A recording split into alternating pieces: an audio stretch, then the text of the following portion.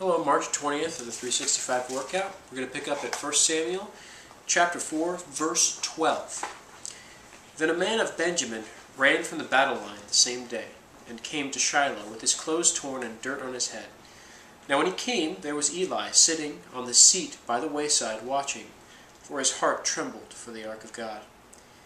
And when the man came into the city and told it, all the city cried out. When Eli heard the noise of the outcry, he said, What does the sound of this tumult mean? And the man came quickly and told Eli. Eli was 98 years old, and his eyes were so dim that he could not see. And the man said to Eli, I am he who came from the battle, and I fled today from the battle line. And he said, What happened, my son? So the messenger answered and said, Israel has fled before the Philistines, and there has been a great slaughter among the people. Also, your two sons, Hophni and Phinehas, are dead, and the ark of God has been captured. Then it happened, when he made mention of the ark of God, that Eli fell off the seat backward by the side of the gate, and his neck was broken, and he died. For the man was old and heavy, and he had judged Israel 40 years. Now his daughter-in-law, Phinehas' wife, was with child, due to be delivered. And when she heard the news that the ark of God was captured, and that her father-in-law and her husband were dead, she bowed herself and gave birth, for her labor pains came upon her. And about the time of her death, the woman who stood by her said to her, Do not fear, for you have borne a son. But she did not answer, nor did she regard it. Then she named the child Ichabod, saying, The glory has departed from Israel, because the ark of God had been captured, and because of her father-in-law and her husband. And she said, The glory has departed from Israel, for the ark of God has been captured. Chapter 5. Then the Philistines took the ark of God, and brought it from Ebenezer to Ashdod. When the Philistines took the ark of God, they brought it into the house of Dagon, and set it by Dagon. And when the people of Ashdod arose early in the morning, there was Dagon fallen on its face to the earth before the ark of the Lord. So they took Dagon, and set it in its place again. And when they arose early the next morning, there was Dagon fallen on its face to the ground before the ark of the Lord. The head of Dagon and both of the palms of its hands were broken off on the threshold. Only Dagon's torso was left of it. Therefore neither the priests of Dagon, nor any who came into Dagon's house, tread on the threshold of Dagon in Ashdod to this day. But the hand of the Lord was heavy upon the people of Ashdod, and he ravaged them and struck them with tumors, both Ashdod and its territory. And when the men of Ashdod saw how it was, they said, The ark of God, the ark of the God of Israel, must not remain with us, for his hand is harsh toward us, and Dagon our God. Therefore they sent and gathered to themselves all the lords of the Philistines, and said, What shall we do with the ark of the God of Israel? And they answered, Let the ark of the God of Israel be carried away to Gath. So they carried the ark of the God of Israel away. So it was, after they had carried it away, that the hand of the Lord was against the city with a very great destruction. And he struck the men of the city, both small and great, and tumors broke out on them. Therefore they sent the ark of God to Ekron.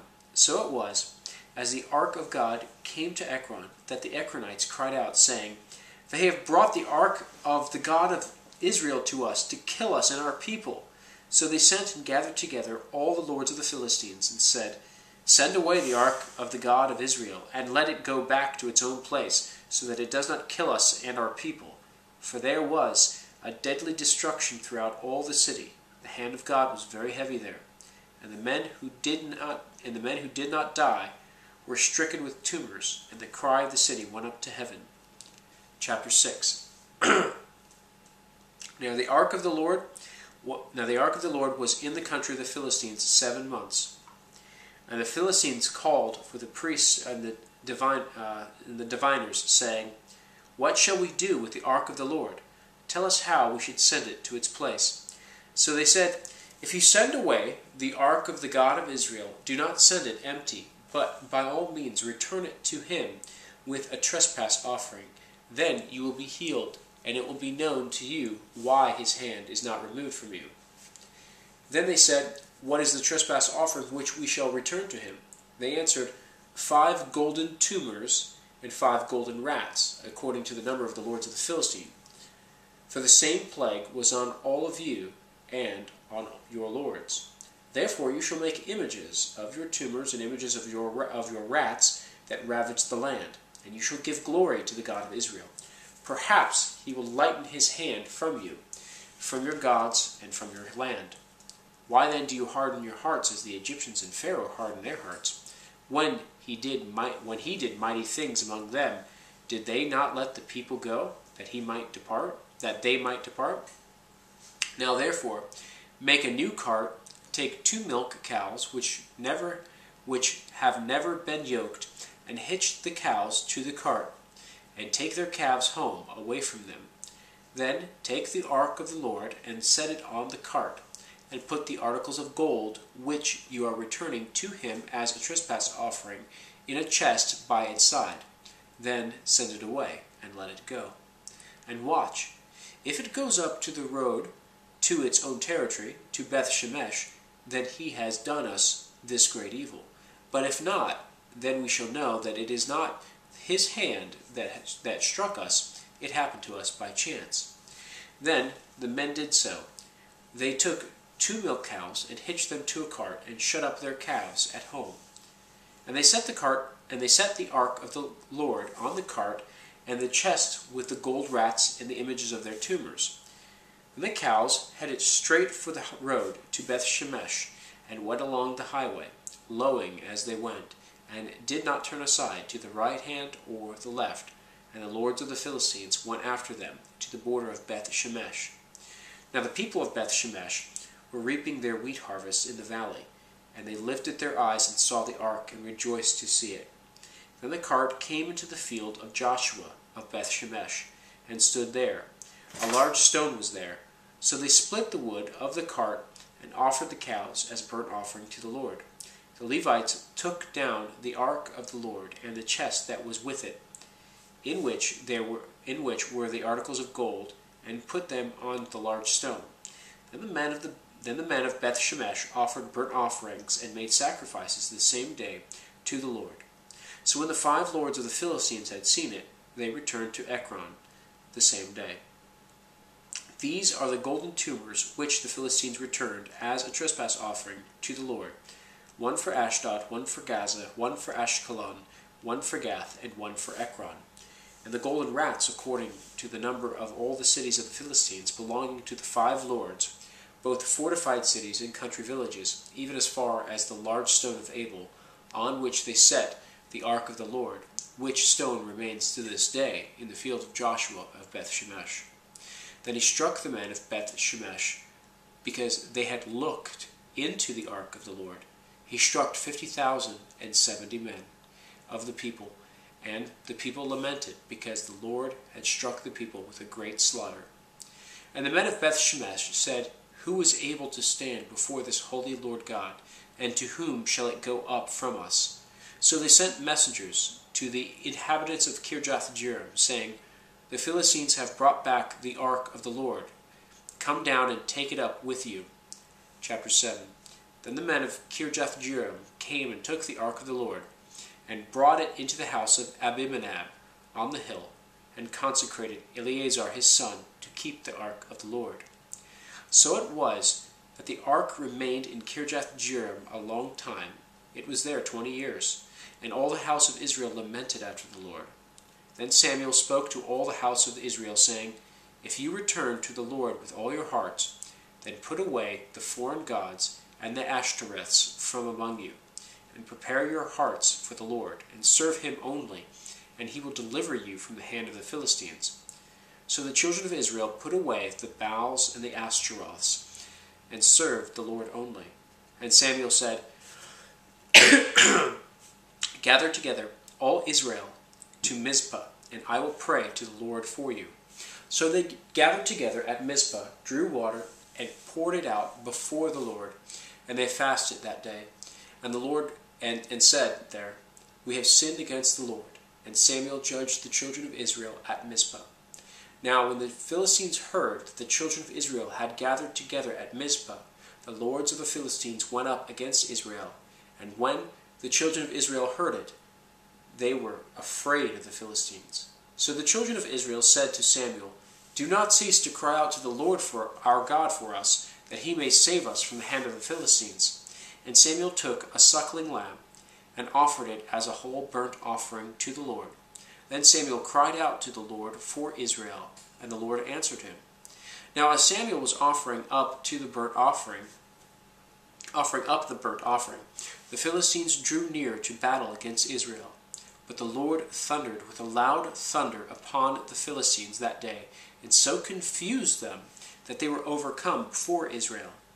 And the men of Israel went out of Mizpah and pursued the Philistines, and drove them back as far as below Beth-kar.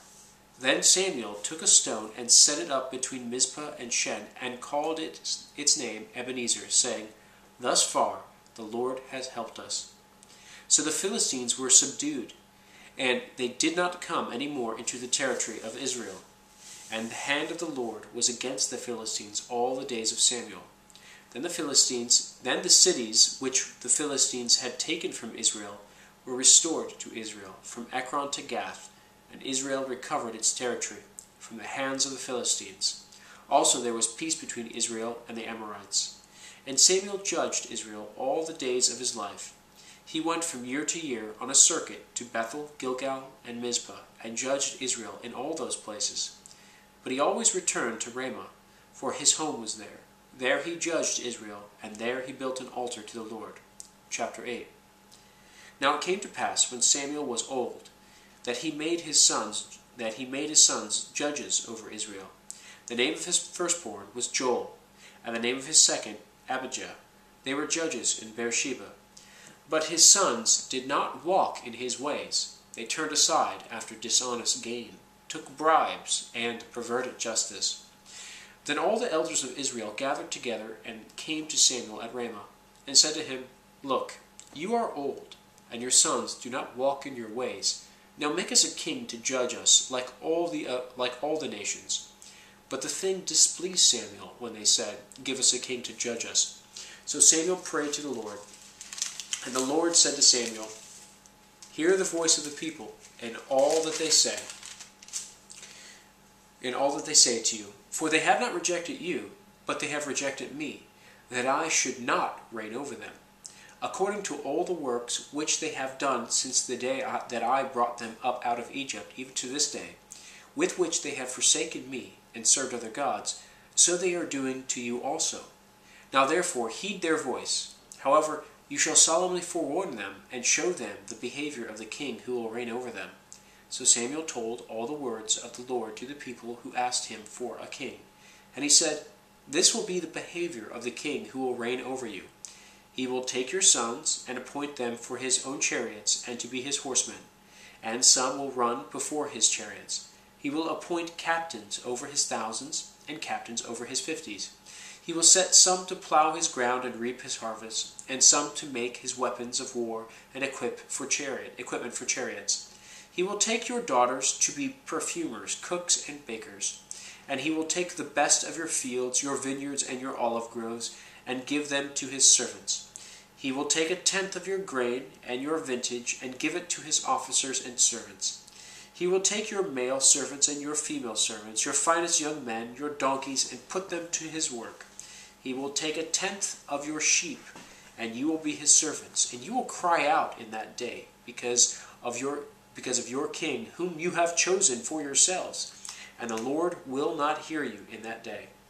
Nevertheless, the people refused to obey the voice of Samuel, and they said, "No, but we will have a king over us, that we may also be like all the nations, and that our king may judge us, and go out before us and fight our battles." And Samuel heard all the words of the people, and he repeated them in the hearing of the Lord. So the Lord said to Samuel, "Heed their voice, and make them a king." And Samuel said to the men of Israel, "Every man go to his city." We'll end there. Pick up tomorrow at chapter 9. Until then.